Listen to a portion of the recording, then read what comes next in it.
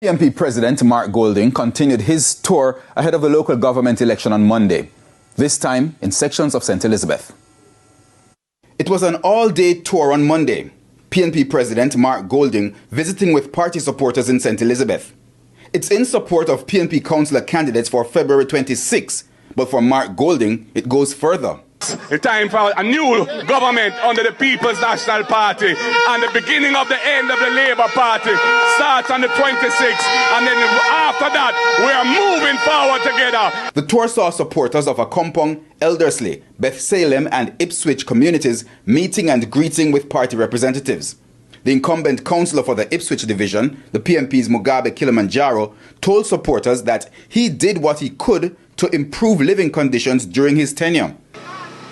Comrades, it's not that I don't want to do more, but it is difficult for a PNP MP councillor in a GLP constituency and a GLP government. On the 26th of February, let us get everybody, every single body, because all of us need to be missionaries for the People's National Party. Mr. Kilamanjaro is being challenged by the JLP's Clinton Samuels.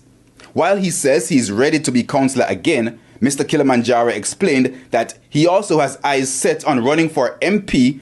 The party president also has his eyes set on the general election, but reminded supporters that it's votes that count. It is in our hands. Each and every one of us has one vote. I have one.